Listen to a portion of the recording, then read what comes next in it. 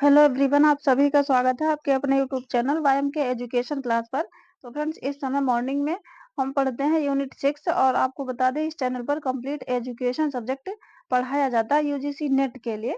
तो आप भी अगर बेहतर तैयारी करना चाहते हैं, अभी तक आपने कंप्लीट सिलेबस नहीं पढ़ा या आप कहीं अपना पढ़ भी रहे हैं तो भी एकदम क्लियर कॉन्सेप्ट सारी चीजें स्पष्ट करने के लिए क्या करिए, आप वाईएम के एजुकेशन क्लास को अवश्य ज्वाइन करिए। फ्रेंड्स, आपको बहुत अधिक इससे हेल्प मिलने वाली है, यकीन मानिए। देखिए, जून तक जितना हो सकेगा उतना इस चैनल पर कराया जाएगा। उसके बाद में फ्री में अनवरत रूप से सारी चीजें जारी रहेंगी।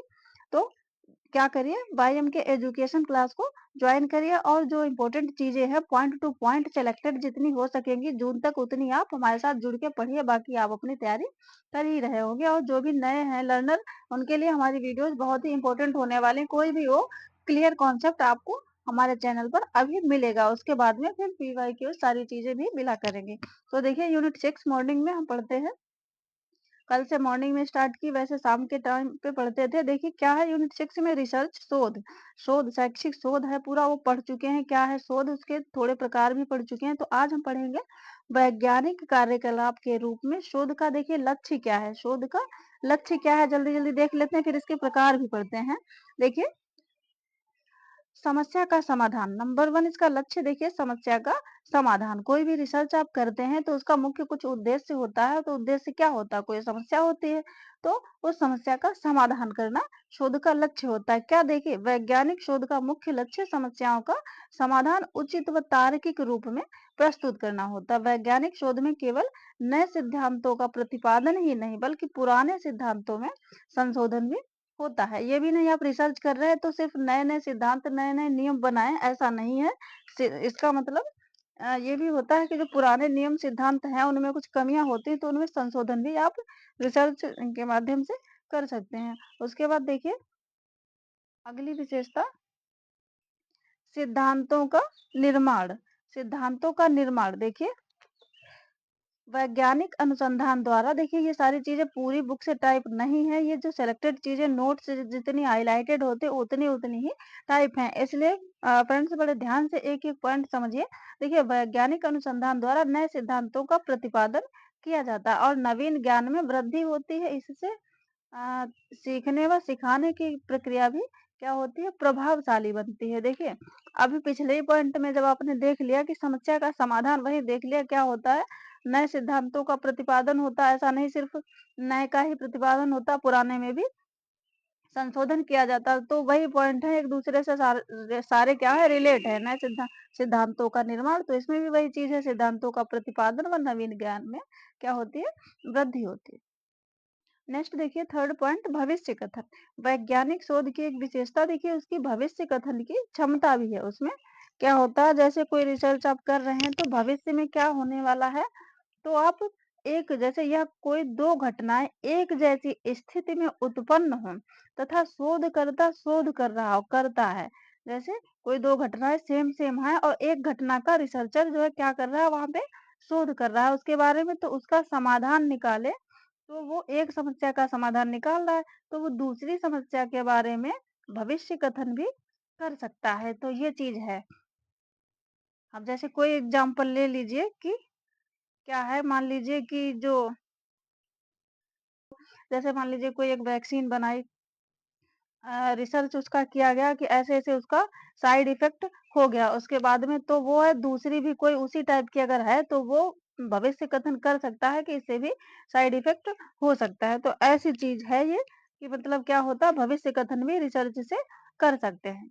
और जाहिर सी बात, जब सेम सेम कोई चीजें हैं तो एक का अगर आप शोध कर रहे हैं, एक के बारे में जानकारी प्राप्त कर रहे हैं, तो दूसरे पर भी आप अनुमान लगा सकते हैं कि इसमें भी ऐसा ऐसा हो सकता है। तो यही है भविष्य कथन, ये भी इसका लक्ष्य है रिसर्च करने का। उसके बाद में देखिए, शोध के प्रकार, टाइप्स ऑफ रिसर्च, ये भी जल्दी जल्दी देखते हैं। शोधकर्ता के देखिए उद्देश्य के अनुसार, वैसे भी वैज्ञानिक विधि में आपने 3 प्रकार पढ़े थे, गवेषणात्मक, व्याख्यात्मक और ये पढ़े थे। उसके बाद में देखिए, शोध को उद्देश्य के अनुसार 3 वर्गों में, वो वर्ग 3 कौन कौन से हैं, जल्दी जल्दी देखिए। मौलिक शोध या मूलभूत अनुसंधान, मौलिक शोध या मूलभूत अनुसंधान। देखिए, रिसर्च पेपर एजुकेशन जो है, पेपर 2 उसमें यूनिट 6 और पेपर 1 जो है यूजीसी नेट का उसमें यूनिट 2 में शोध अभिवृत्ति है, उनके लिए भी ये वीडियो जो है यूनिट 6 की हमारी इम्पोर्टेंट हो सकती है और इम्पोर्टेंट है।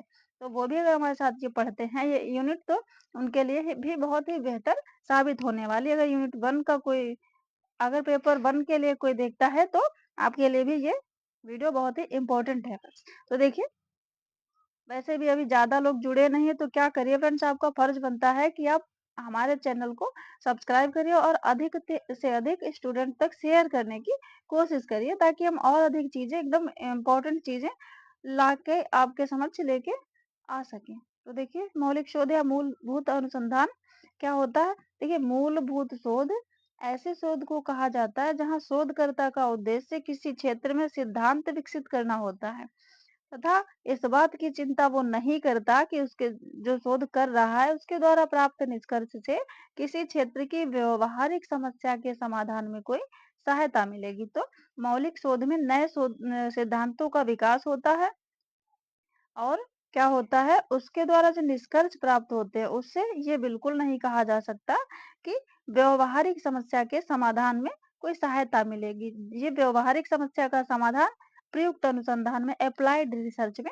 होता है फ्रेंड्स, ये बात भी आपको याद रखनी है। उसके बाद देखिए इसकी विशेषताएं देखिए, ये अभी अभी आपने देख ही लिया वहां पे। अब विशेषताएं देखिए मौलिक शोध की क्या ये तथ्यों की स्थिति बताने में सहायता करता है।